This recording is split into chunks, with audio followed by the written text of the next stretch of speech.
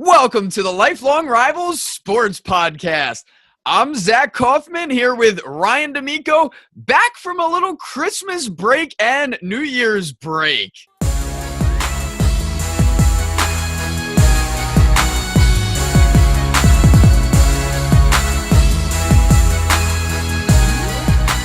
Yeah, Zach, we are back. It's 2018. Happy New Year to you. Happy New Year to all the listeners out there. And yeah, the last time we were on the air was 2017 before Christmas, and we took a little break from ourselves. Everyone kind of has a pretty busy schedule this time of year, whether it's travel, whether it's just trying to get your last minute Christmas shopping done, hanging out with friends, family, whatever it is. So we decided to give ourselves a little break and didn't have a show last week, but we're back, and a lot has happened in that time span, in the 2 weeks that we had off. So we'll get into it. We'll get into it all. First off, Zach, how was your holiday season? It was a great time, man. I was back. I got to see you last week. I was back in Pennsylvania, where I grew up there, Lancaster, Pennsylvania. So got to see my family, some friends, went snowboarding one time. So it was definitely a good time. Awesome. Yeah, I saw you you came away with a pretty significant bruise on your arm from that snowboarding. Took a digger, did you? Dude, I took every single fall I took landed on that exact left elbow, no matter what I did. Always falling on the same exact spot. It doesn't hurt at all, but it came away with it's about half my forearm that's bruised. Wow. Yeah, so you definitely have something to show off there, that's for sure. But yeah, sure. That's awesome. Glad you had a good holiday season. I likewise. This time of the year is probably my favorite time of the year. It just always has been since I was a kid.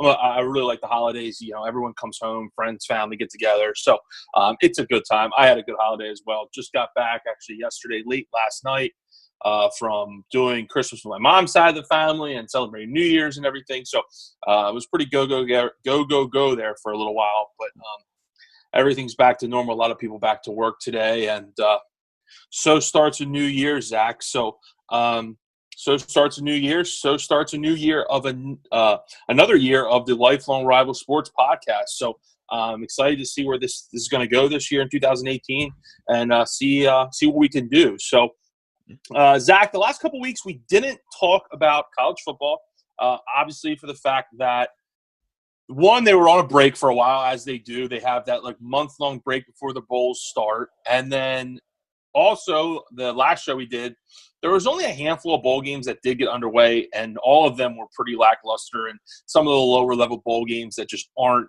exciting to a lot of people, so we didn't cover them.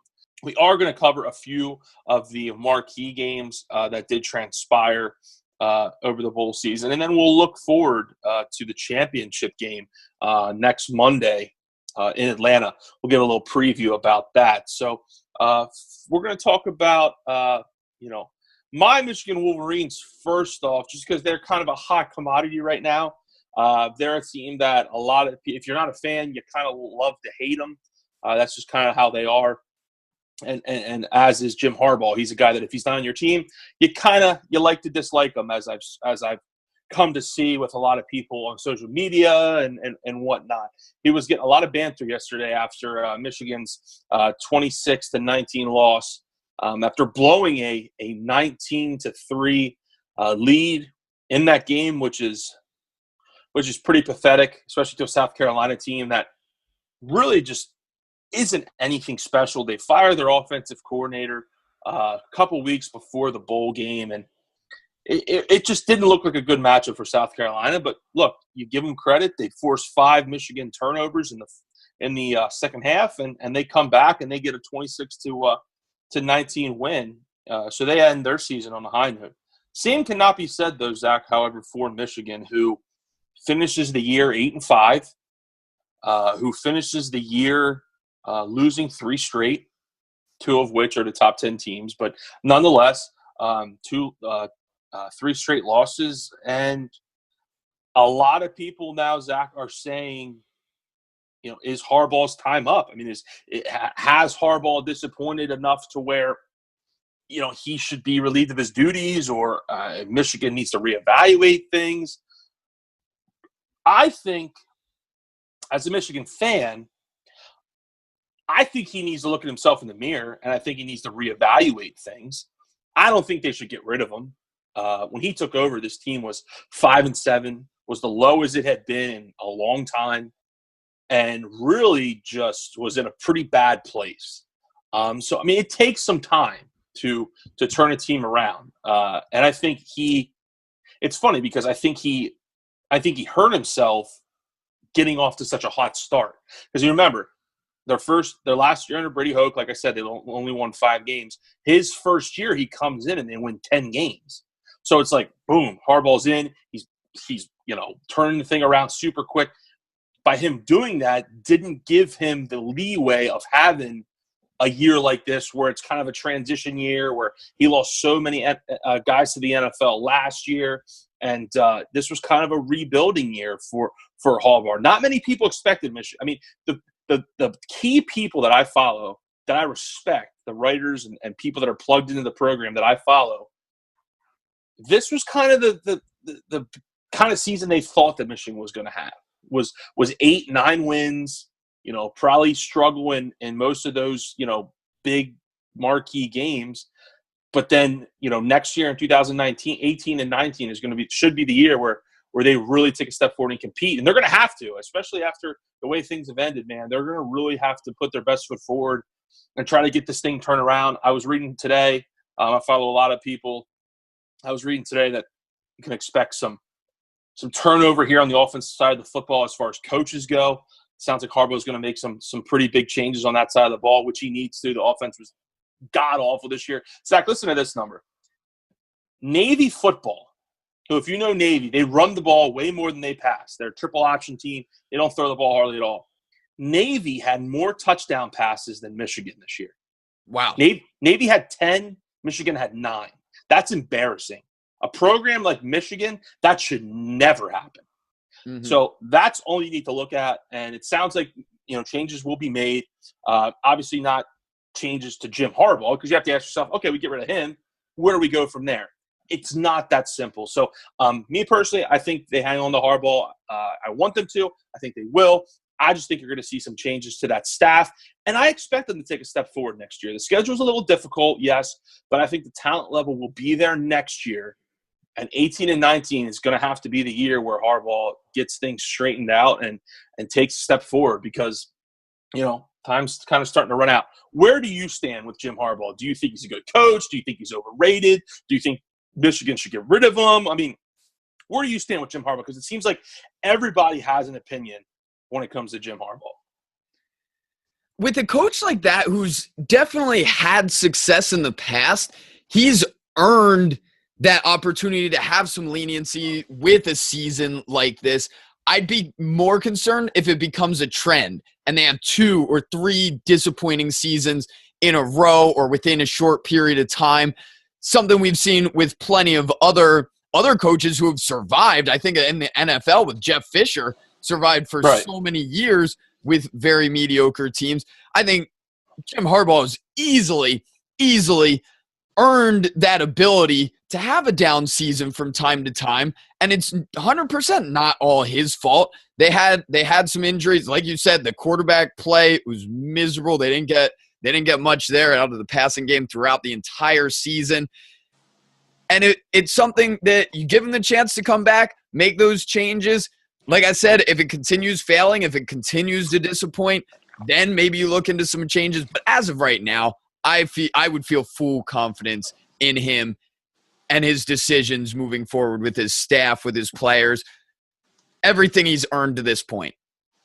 Yeah, I completely agree. And you hit the nail on the head with the quarterback position. I mean, this team was on its 3rd quarterback to end the year. I mean, any team that's on their 3rd quarterback at the end of the year, I mean, isn't going to be playing for anything significant. So it's been interesting to see where this team would have been if starting quarterback Wilton Speight, who had a nice year last year, where things could have went with Wilton Speight had he stayed healthy and some other guys on that offense had stayed healthy. But it's going to be an interesting offseason for Michigan, and they got a lot of work to do. So we'll now, Zach, transition into one of the, in my opinion, the best story of this college football season.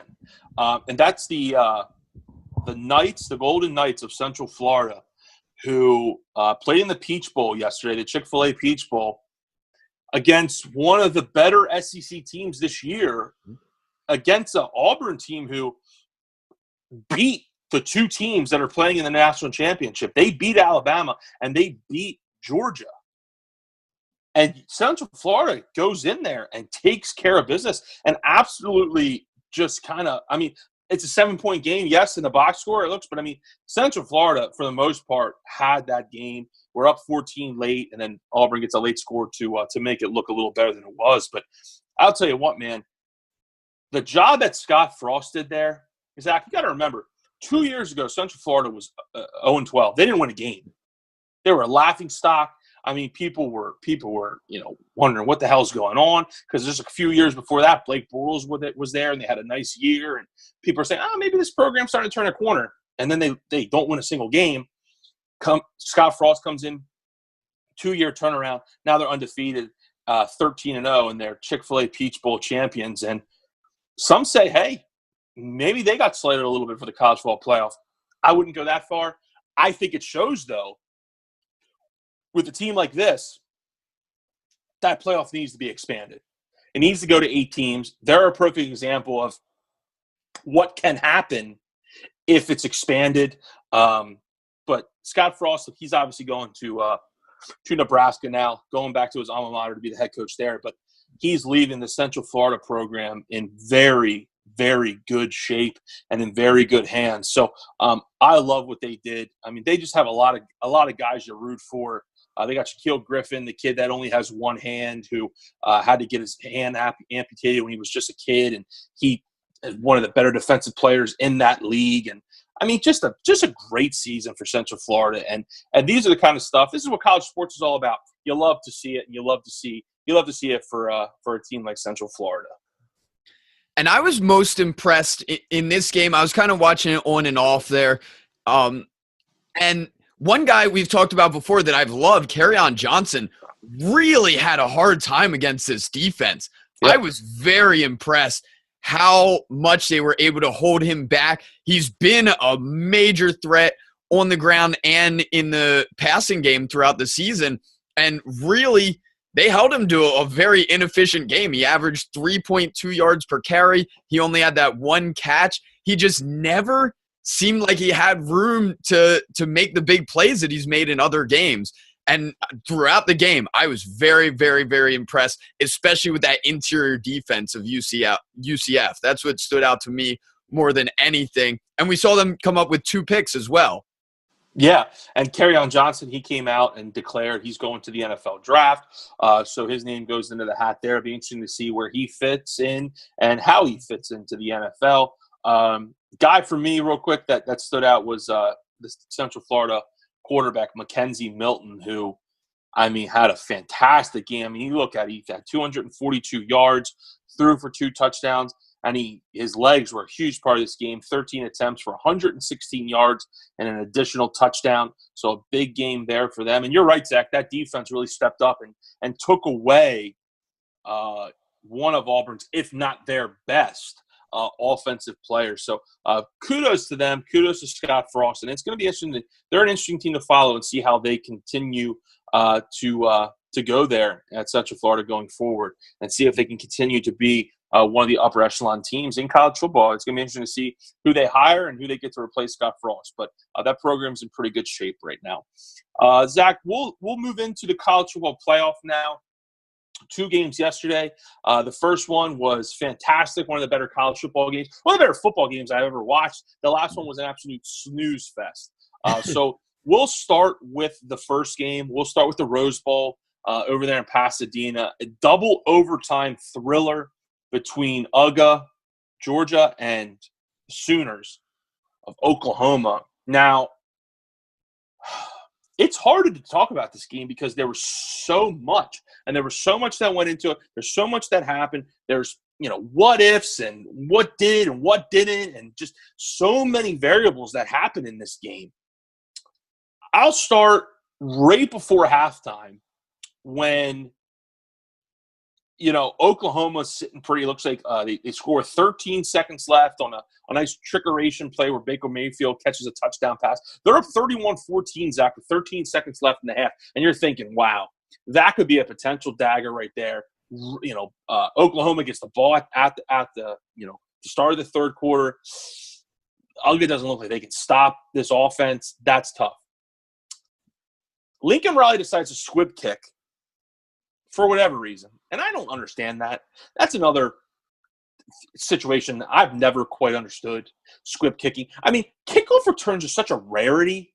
I mean, these coaches act like kickoff returns happen once a game. It's like, the last time Oklahoma allowed a kickoff return for a touchdown, Zach, was 6 years ago. So, just kick it deep. You're Oklahoma. You got tons of talent on special teams. Just kick it deep, cover the kick, get to halftime. Instead, he squibs it. It's kicked right to an up man who smartly falls down. There's 5 seconds left. They get a quick play to the outside. With 1 second left, they can attempt a 55-yard field goal, and Blankenship crushes it and drills it. And all of a sudden, you're only down 14 going into the half. You got some momentum. You're like, all right, there's a little spark. And then after that, Georgia just turned it on, Zach. And the combo of Sony Michel and Nick Chubb, what those two guys did on such limited carries. Sony Michel, 11 carries, 181 yards, and 3 touchdowns. Chubb, 14 carries, 145 yards, and 2 touchdowns. Absolutely phenomenal. They really picked it up. They were really going the entire game. Second half, too, they really picked it up, and Georgia comes out, touchdown, 3 straight touchdowns into the fourth quarter. They're up 38-31, Zach, and you're thinking, what's going on? This Oklahoma team just scored 31 points in the first half, and they get shut out in the third quarter. That just goes to show you how what a wacky game this was. Mayfield then ties it up with a little under 9 minutes to go on a 36-yard touchdown pass, and then the ensuing drive, Sony Michel, who hardly fumbles at all, fumbles, and Oklahoma scoops and scores, takes it 46 yards to the house, and you're thinking, oof, that's tough. Starting to get down to some, end of the game here, and freshman. Let's not forget they got a freshman quarterback over there for Georgia. But hey, the freshman quarterback I talked about, Jake Fromm, he leads them down the field, and Nick Chubb scores from 2 yards out with just a little under a minute to go in the game. They kick the extra point, and they tie it. Game goes to overtime. Now here's where. And I don't know if you had a chance to watch much of this game or what, but this is where I had a big problem, was the way Lincoln Riley called overtime. He was calling overtime, and both teams were to a degree, but more so Lincoln Riley was calling this game in overtime like he was playing not to lose. And I saw that exact same thing. And he was, it looked like he had like a little play card. He had like a little index card kind of thing. And he was like flipping it over, like looking for plays to run. Like, it's like, dude, you got a Heisman Trophy winner and quarterback. Let him make a play. Put the ball in his hands. Instead, he's running jet sweeps and read options to his backup quarterback and double backside reverse it. And just like, dude, you're overthinking yourself way too much. At the end of the day, it's football. And I think a lot of these coaches, especially a guy like Lincoln Riley, Zach, he's only I think like 8 or 9 years older than we are. So he's he's the youngest coach in NFL or in college football. And he really kind of overthink things. In overtime, both teams matched field goals. And then in the second overtime, Oklahoma continues to dilly-dally around, have to settle for a field goal attempt. It's blocked by Georgia. Now, all Georgia has to do is get close enough to take a field goal. Instead, Sony Michel takes things into his own hands on the second play in that double overtime for Georgia and rumbles 27 yards for the win and sends Georgia to Atlanta and the championship game. That game was amazing. I watched it from start to finish, and I was just in amazement. But there was a lot of talent on the field, and 2 things that stood out to me. Before at halftime, they were talking to Kirby Smart as he walked out the field, and he said, hey, He said, we're fine. Our guys need to settle down. I think they're just a little antsy right now. He said, we're going to go in there. We'll get them settled down. And, to me, that sounded like coach talk, but it clearly worked. That defense in the second half and overtime really suffocated Oklahoma. And then, like I said, I thought Lincoln Riley really coached scared to lose in overtime. For me, I'd rather go out guns blazing than go out second-guessing myself, which I think Lincoln Riley this morning is really second-guessing himself. What's your takeaways from this game, Zach? Player-wise, scheme-wise, whatever. What's your takeaway here?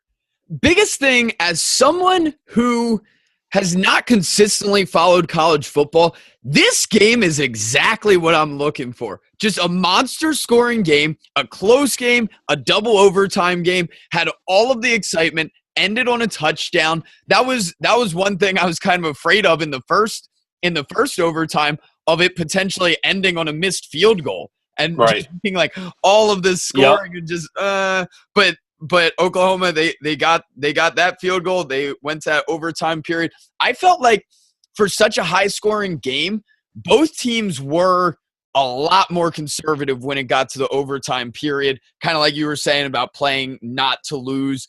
They both seemed like they came away a little bit from what had gotten them there throughout the game from what I had seen before. A little more accentuated by Oklahoma, like you mentioned, doing some really odd things with their backup quarterback there, trying some different things we hadn't seen at all. But overall, a fantastic game. One thing when early on, because I caught the entire second half, but one thing I was very impressed with Georgia's team, it looked like Oklahoma had all the momentum after that scoop and score touchdown. They had just scored on offense. Yep. They get that fumble recovery, take it back for the touchdown, giving them that 7-point lead. And it really felt like that had shifted the momentum. They were back on top. They had things under control. But for Georgia to come back and get that touchdown within the last minute and then win in overtime, I was very impressed. Both teams played great. It was an exciting game. It's exactly what I'd hoped for in any college game, especially in the playoffs here. So I came away very happy. And Zach, to your point there, wouldn't you agree that, and this is something that I think is one of the biggest parts of football, is something they call sudden change. When something like that happens, where there's a scoop and score, or there's a big play, like a big touchdown play, whether it's a pick six or a long run or pass, something like that, that sudden change that gives one team a lift. Mm-hmm. I love seeing just what Georgia did. Sudden change. Oklahoma's got all the momentum. There's 7 minutes left in the game. People are thinking, wow, that's brutal. Georgia's got a freshman quarterback, in the Rose Bowl, season on the line. How are they going to respond? And they respond beautifully. They say, look, we're going to do what we're going to do. We're going to give them easy throws. We're going to rely on Michelle and Chubb. And they went down the field and they scored. They didn't get too fancy. They just said, look, we're going to do what we're going to do. And we've already scored, 40 points in this game. What's another 7? And that's what they did. And that's one thing I think makes up championship teams, is how they respond in these sudden change events. Guys, if you're out there listening, keep an eye on it in the championship game, and then keep an eye on it here as we get into NFL playoffs. See how these teams do in sudden change. You'll get a really good feel for what teams are built to win here in the playoffs, how they react to that sudden change. So, yeah, Zach, fantastic game. It was definitely the kind of game you want to see, especially in the college football playoffs. So that game took the cake there, because a lot of people are saying, well, Alabama, Clemson, how's it going to live up to this after that game? Well, it didn't. It was a pretty one-sided affair. Alabama takes care of Clemson. The rubber match where Bama 2 years ago beats Clemson in the championship game. Last year, Clemson got the revenge in the championship game and knocked off Bama. This year, Clemson has the 1 seed and Bama has the 4 seed in the college football playoff. Bama goes in and takes care of business and really shuts down Clemson offensively, really shut down Kelly Bryant. I mean, Clemson had 188 total yards, and about 40 or 50 of them were on the last drive of the game where they don't score, but they got down in inside the 10-yard line. So, I mean, realistically, when the game mattered, Bama's defense held Clemson's offense to under 150 yards. That's what championship teams do. And look, I had a feeling Alabama was going to win this game and win it pretty convincingly for the fact that they used this game as an underdog role, which is something that Bama's never really in the situation to do. I mean, they're always the hunted. They're always the favorite. They're expected to win. They're expected to win big. And this game, because a lot of people didn't think they should have got into this college football playoff, a lot of people thought Ohio State should have taken that last spot. They get in. Of course, they hear all the banter. I'm sure Saban told them, everyone, no one's picking you to win, even though in Vegas they were favored to win this game. But still, and they came out and they proved the point. And look, was their offense great? No. But, I mean, Clemson has a really good defense. So they just kind of did what they did. They had a defensive score that really kind of shifted the momentum in that game in the third quarter when Kelly Bryant was intercepted pretty deep inside his own territory, and they take it back. And that was actually the last score in the game that put them up 24-6. And sorry, Kelly Bryant, but you and that offense are not coming back from 18 points down or whatever, 22 points, whatever it is, 22 points down, 18 points down against this Alabama defense. So, like I said, Zach, it wasn't a very exciting game, but it played out kind of like I thought it was. Going into this game, did you think Clemson was going to put up more of a fight, or did the game, like me, did it kind of play out like you thought it would? I think, number one, it was hard for this game following the previous game that we just talked about that was so exciting, right, so high scoring, and it started out just not very eventful. It was two very good defenses, but it didn't make for a real exciting, watchable game. It was just it was all right. And this is about what I expected. I've loved Alabama's defense all year, and they stood out once again in this game, just not allowing much of anything. 2 long field goals is all the scoring Clemson was able to put together. And I didn't quite expect it to be this lopsided. I was thinking more like 10-point game, but still didn't surprise me at all. Yeah, definitely agree. And look, you credit Clemson for a good year because look, I did a little show, a little podcast with one of our friends that we know, Jeff Native, at the beginning of the year, and I couldn't have been more wrong against Clemson. I thought they were going to take a step back from all the pieces that they lost, from Deshaun Watson to Mike Williams to people on defense, some key players on defense. I thought this was a 3-loss team. I came out and said it. I thought they were going to lose 3 games, and boy, was I wrong. But you have to credit Dabo Swinney and credit that program for what they're doing. They've proven that they're a college football powerhouse, and they're not going anywhere. They continue to recruit at a high level, and they're going to be good again next year. They return a lot next year, Zach, so they'll be right at the top of the college football scene next year going forward. As for Bama, they go to Atlanta, and they go to the college football championship game against the aforementioned Georgia Bulldogs that we talked about.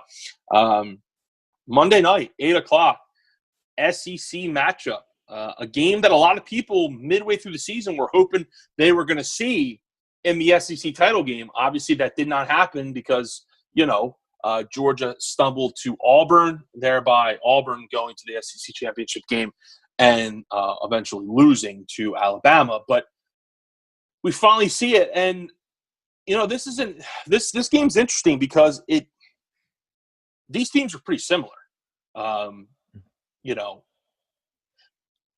Two young quarterbacks. Jalen Hurts obviously has more experience than does Georgia's quarterback Jake Fromm, who's a freshman. But look, he started pretty much the whole year. I mean, he's not a freshman anymore. He has experience. He just played in the Rose Bowl. I mean, he's experienced. So I think we can throw that out the window. He's a freshman, the whole experience thing. That's out the window, in my opinion, at this point in the year. So you have two pretty similar quarterbacks, in my opinion. And then you have the running game, which has a pair of in each team has a pair of really explosive backs with Sonny Michel, Nick Chubb for Georgia, and Bo Scarborough and Damian Harris for Alabama. And then both teams obviously have a big time defense. So to me, I know it's so easy to say, but in a game like this where two teams are so evenly matched and two teams that like to do the same thing, they like to set things up with the running game, let the quarterback take their shots when they can, and let the defense go to work. So often it comes down to turnovers and what team protects the ball and what team gives it away and what defense can force turnovers. I think whoever wins the turnover battle, I know that's pretty juvenile and pretty lame to say, but I truly believe that's what it comes down to because these teams are so similar. I know a lot of people out there think Bama's going to run away with it. I don't think you can discount Georgia. That Oklahoma offense at Baker Mayfield, they're tough to stop. And they are. The fact that, they hung 50 points on Georgia, I'm willing to give them a pass on that. That's tough. That's tough. Oklahoma had about a month to prepare for them. That's tough. Saban only has, I know they're familiar with each other because they're in the same conference, but I expect a closer game. I expect a much low scorer game than Georgia just played. Something similar to something around 24-20, somewhere in that, maybe even a little lower. But Zach, I think whoever wins the turnover battle, hangs onto the football, is going to win this game. I think it's going to be Alabama, but I think it's going to be close. I don't think Bama's going to run away with it. If they do, it's going to be because of a late score. But I think this game is going to be close for the majority of the game. But at the end of the day, I think Alabama. Look, I think they're the best. They're the best team every year. They always are, and they're showing it right now. So I'm going to pick Alabama. How do you see this game playing out? And give me a deciding factor. What's something that you think could change the way this game is, won or lost? The first thing that stands out to me with this game is fascinating to see both lower seeds won and end up here in the championship game together. So that makes it a little more interesting. I know that's something we always look for in March Madness. Obviously, there's less teams here, but still exciting to see those lower ranked teams make it. But I would love to see an exciting game here, similar to the Georgia game that just happened. I doubt that will happen because we've seen both of these defenses be so dominant throughout the year. I think the number one difference maker is going to be Calvin Ridley. I love him there on Alabama. I know you do. Both defenses are very high quality there. Georgia's running backs are incredible. Statistic-wise, they both have more yardage and more touchdowns each than anybody on Alabama's roster.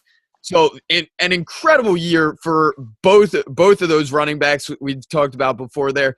I love those guys, but I still think it's going to be Alabama. I agree with you that they'll pull away on some kind of turnover, some kind of big defensive stop. They've made their name on defense. That's what they do so well.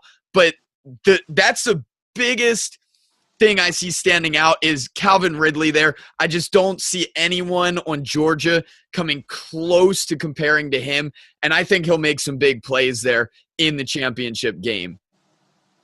Yeah, I think that's a pretty good X factor there, Zach. He caught a touchdown last night, only had 4 receptions for 39 yards and that touchdown I mentioned. But Clemson's back half of their defense, their secondary, is a lot better than Georgia. Georgia makes their hay on stopping the run, and their front 7 is really good. Secondary is a little more vulnerable, so I think Ridley could be an X factor, and I think Bama could take their shots, and I think when they watch film, they'll see that, and I think that's a fantastic point there, Zach. So it sounds like we're both going with Alabama. Look, I don't like betting against the Patriots. I don't like betting against Alabama. So I'm not gonna do it here. So if Georgia wins, look, tip your hat to them for a hell of a season because they're way ahead of schedule in Kirby Smart's second year there in Athens. So that'll wrap it up. Look, we'll talk about the championship game in our next week's podcast. But that's going to wrap it up here for our college football discussion.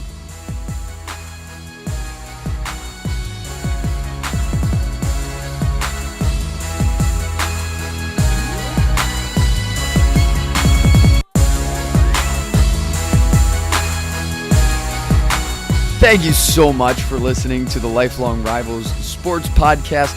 We really appreciate it. We've changed some things up based on some of the feedback we've received, so we'd love to continue hearing your feedback.